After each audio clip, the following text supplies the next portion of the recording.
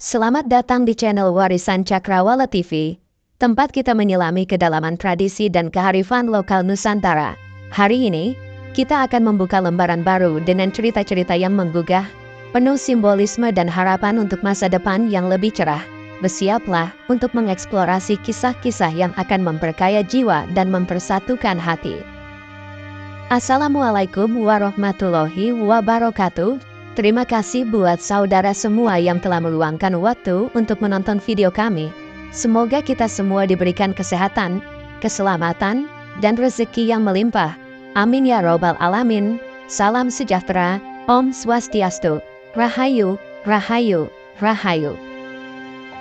Raden Ngabehi Ronggowarsito, seorang pujangga dari tanah Jawa, dikenal luas melalui karya-karya dan prediksinya mengenai Kepulauan Nusantara.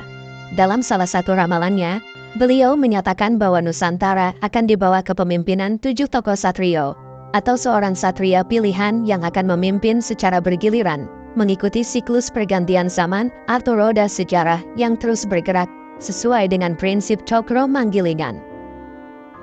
Tokoh pertama yaitu karakter Satrio Kinunjoro Murwo Kunjoro. Yang kedua, Satrio Mukti Wibowo Kesandung Kesampar. Yang ketiga, Satrio Jinumput Sumelo Atur. Yang keempat, Satrio Lelono Tampo Ngerame. Yang kelima, Satrio Hamum Tuwu. Yang keenam, Satrio Boyong Pambukaning Gapuro. Dan yang ketujuh yaitu Satrio Pinandito Sinisihan Wahyu. Jika Bapak Prabowo resmi dilantik sebagai presiden, beliau akan menjadi Satrio Mukti Wibowo Kesandung Kesampar, pemimpin berwibawa dan berharta. Namun, perjalanan beliau tidak akan mulus, diwarnai kesandung kesampar, yaitu situasi yang membuatnya tampak salah dan dihujani kritik. Meskipun begitu, pengalaman jatuh bangun dan penderitaan hidup telah menempa beliau menjadi pribadi yang kuat dan bijaksana. Bersama Wakil Presiden Gibran, mereka akan memimpin Indonesia menuju masa depan yang gemilang. Berikut 8 gambaran peristiwa yang mungkin akan terjadi. Yang pertama, Pralambang Panyawiji.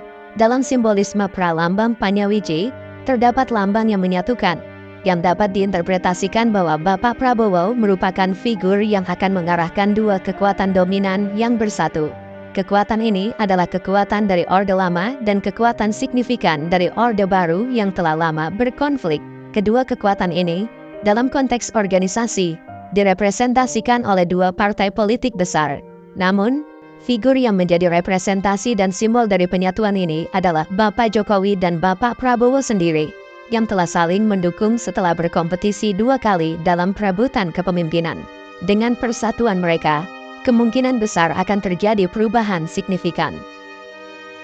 Yang kedua yaitu Soyo Rukun Lan Sentoso. Semakin menguat, menandakan bahwa harmoni akan semakin tercipta di Nusantara, memperkokoh pondasi bangsa. Oleh karena itu, Satrio Mukti Wibowo melambangkan figur yang dengan kewibawaannya mampu menyatukan dan merangkul semua pihak untuk hidup dalam kerukunan, membangun bangsa yang tangguh. Bangsa ini tidak akan mudah terpecah belah oleh pengaruh asing yang berkeinginan untuk menjajah dan melemahkan. Upaya bangsa lain untuk mengambil alih kejayaan Nusantara akan digagalkan, dan ini akan menandai munculnya suatu peristiwa penting. Yang ketiga yaitu Ing Wiwitan Ono Sandungan. Pada tahap awal, akan terdapat rintangan dalam pemerintahan Satrio Mukti Wibowo, di mana akan muncul upaya penghambatan dan perlawanan. Hal ini berasal dari individu-individu yang tidak dapat menerima kekalahannya dan telah lama menjadi alat bagi kepentingan asing. Mereka ini memiliki keinginan untuk melihat kehancuran bangsa Nusantara. Namun, kendala-kendala tersebut akan dapat diatasi. Lalu yang keempat, Mungsu Podo Kelimpungan. Musuh-musuh yang selama ini mengganggu stabilitas negara akan mengalami kebingungan. Mereka yang telah menjadi alat bagi kepentingan asing dan menghambat persatuan serta kemajuan bangsa akan menghadapi kekalahan. Pemimpin yang diwakili oleh Satrio Mukti Wibowo akan berprinsip teguh untuk melawan dan mengeliminasi ancaman-ancaman terhadap integritas dan kesejahteraan bangsa, memastikan bahwa mereka yang menentang akan ditundukkan. Yang kelima, Bibit Kawit Maujud, menandakan permulaan era kemakmuran yang akan tercapai berkat kepemimpinan yang mengemban karakteristik Satrio Mukti Wibowo. Pemimpin ini akan memelihara martabat negara dan kesejahteraan rakyatnya dengan fokus pada penguatan ketahanan pangan nasional, meningkatkan kesejahteraan para petani, serta memastikan ketersediaan pangan untuk memenuhi kebutuhan dasar para abdi negara. Lalu yang keenam, Ake Sudro Munggah Derajat, menggambarkan peningkatan status sosial bagi banyak warga biasa. Mereka yang sebelumnya menghadapi kesulitan dalam mengakses pendidikan tinggi dan layanan kesehatan yang memadai, serta kebutuhan dasar seperti makanan dan tempat tinggal, akan merasakan kemudahan.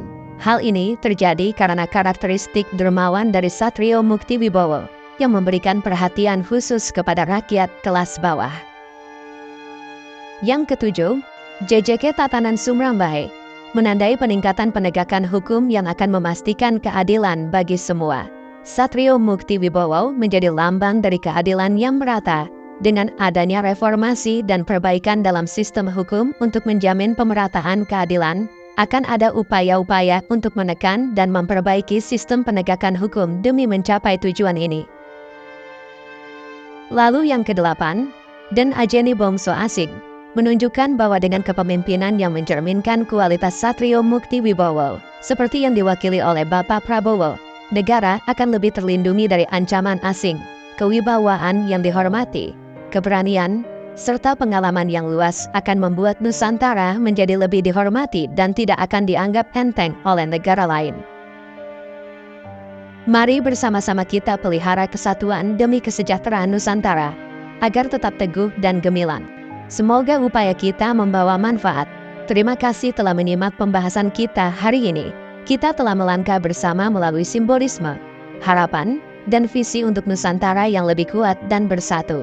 Semoga apa yang kita bagikan dapat menjadi inspirasi untuk menjaga kerukunan dan memajukan bangsa kita. Jangan lupa untuk like, share, dan subscribe agar tidak ketinggalan konten-konten menarik lainnya. Ikuti terus perjalanan kita dalam mengeksplorasi kekayaan budaya dan spiritual Nusantara. Sampai jumpa di video selanjutnya. Wassalamualaikum warahmatullahi wabarakatuh.